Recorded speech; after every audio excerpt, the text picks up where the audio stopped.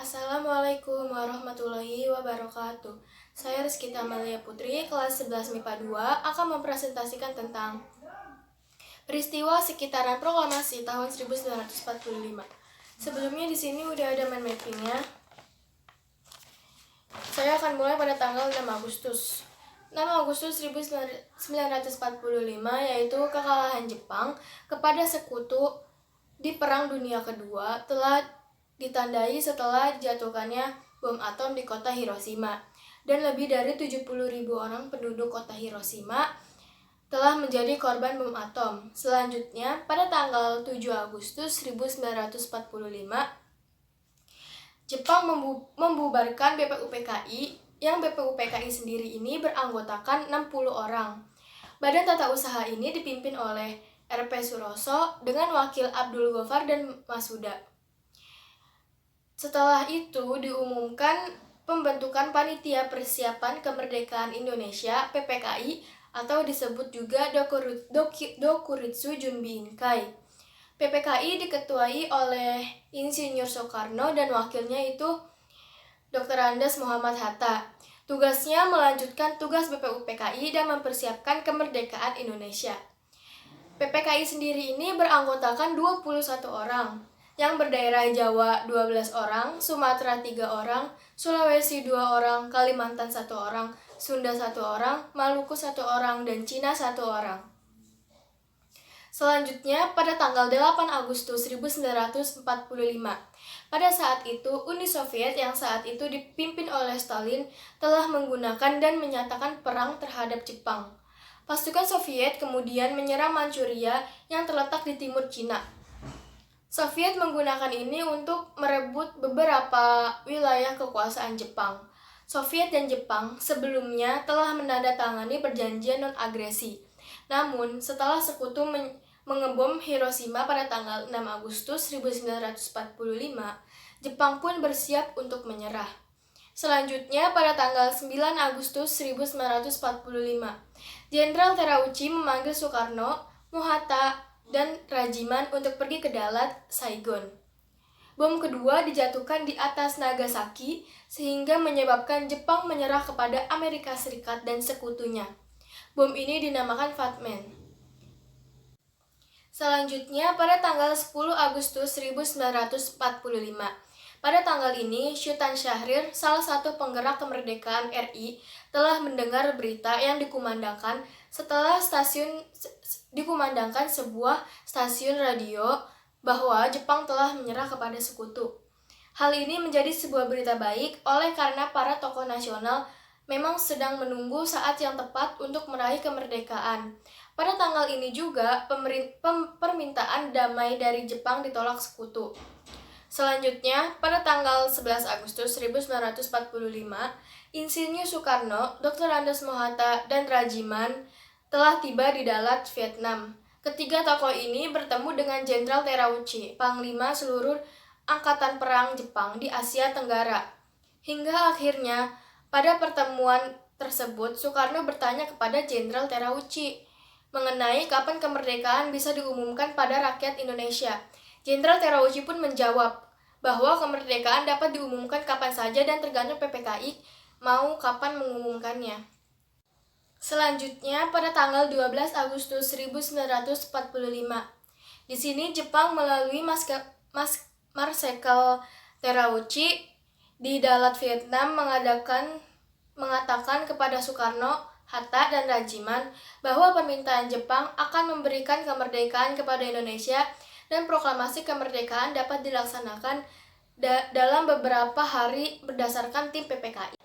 Selanjutnya, pada tanggal 13 Agustus 1945, Soekarno bersama Bung Hatta dan Rajiman menumpang pesawat fighter bomber bermotor ganda untuk kembali ke Indonesia.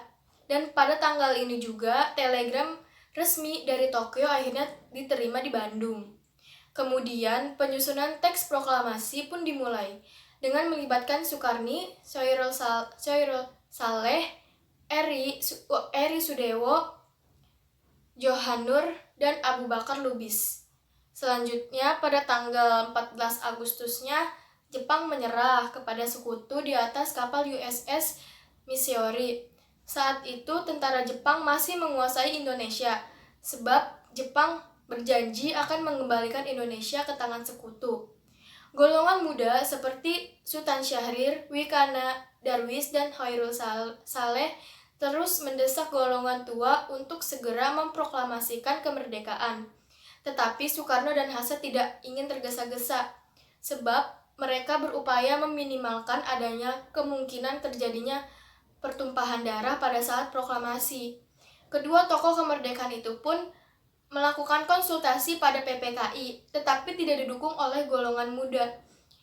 Mengingat PPKI adalah badan yang dibentuk oleh tokoh Jepang, mereka menginginkan kemerdekaan atas usaha bangsa sendiri, bukan pemberian Jepang.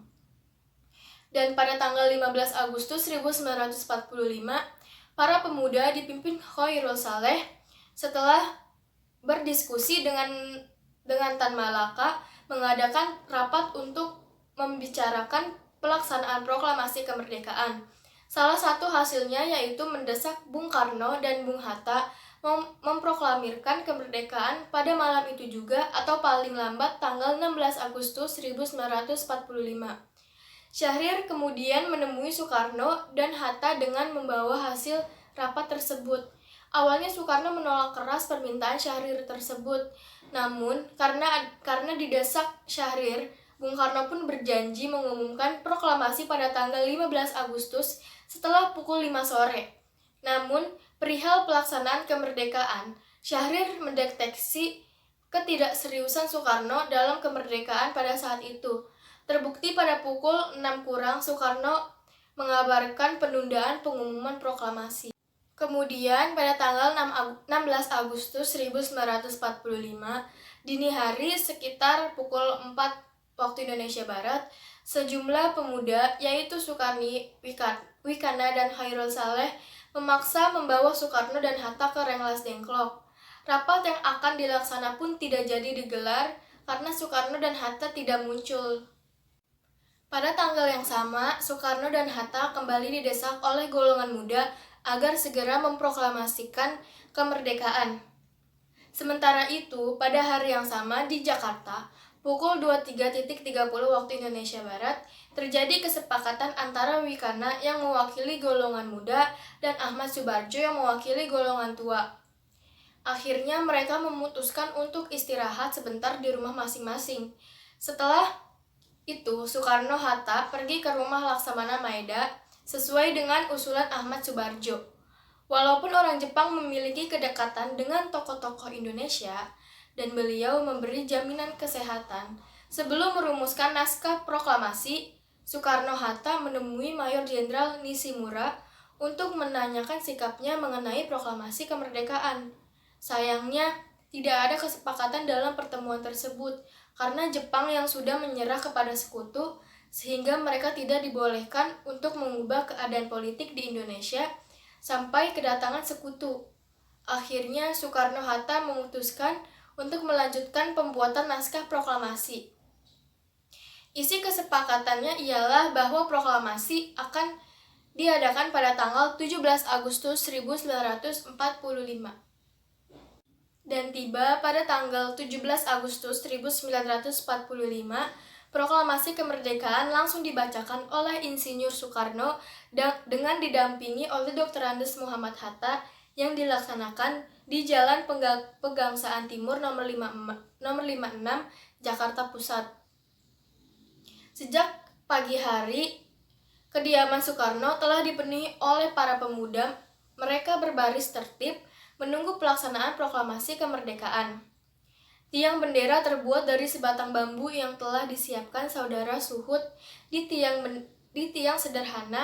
Inilah bendera merah putih yang telah dibuat Fatmawati berkibar.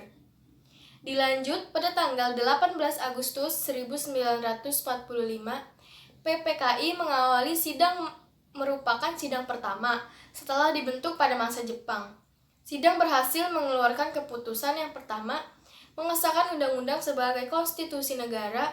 Yang kedua, memilih Insinyur Soekarno dan Muhammad Hatta sebagai presiden dan wakil presiden. Yang ketiga, presiden untuk sementara waktu akan dibantu oleh Komite Nasional. Selanjutnya, pada tanggal 19 Agustus 1945. PPKI mengadakan sidang kedua dan membentuk pemerintahan daerah. Saat itu Indonesia dibagi menjadi 8 daerah, 8 provinsi yang dipimpin oleh seorang gubernur. 8 provinsi tersebut meliputi Kalimantan, Sumatera, Sulawesi, Jawa Barat, Jawa Tengah, Jawa Timur, Maluku, dan Nusa Tenggara. Selain itu, PPKI juga berhasil membentuk Komite Nasional Daerah. Di samping itu, diangkat pula beberapa pejabat tinggi negara, yaitu Ketua Mahkamah Agung, Jaksa Agung, Sekretaris Negara, dan Juru Bicara Negara. Selanjutnya, pada tanggal 20 Agustus 1945, pemancar berita disegel oleh Jepang dan para pegawainya dilarang masuk karena terus menyiarkan teks proklamasi Indonesia. Kemudian, pada tanggal 21 Agustus 1945, Angkatan Laut Indonesia berhasil mengambil alih kekuasaan militer laut Jepang di Indonesia. Dan juga pada tanggal ini, Kepolisian Negara Republik Indonesia dibentuk.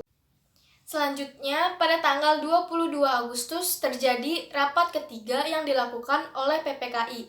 Isi rapat ketiga tersebut ialah: yang pertama, pembentukan Komite Nasional adalah badan yang akan berfungsi sebagai Dewan Perwakilan Rakyat sebelum diselenggarakannya pemilu atau pemilihan umum. Yang kedua, pembentukan Partai Nasional yang pada waktu itu dimaksudkan sebagai satu-satunya partai golongan Indonesia atau partai tunggal. Yang ketiga, yaitu pembentukan Badan Keamanan Rakyat ditetapkan sebagai bagian dari Badan Penolong Keluarga Korban Perang, yang merupakan induk organisasi yang ditunjukkan untuk memelihara keselamatan masyarakat.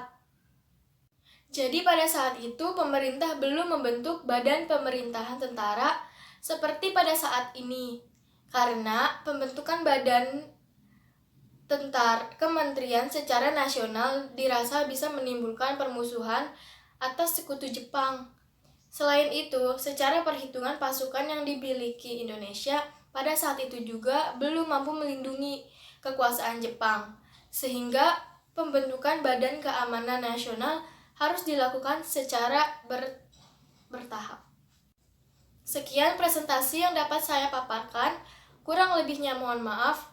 Saya Rizkita Amalia Putri, mohon undur diri. Wassalamualaikum warahmatullahi wabarakatuh.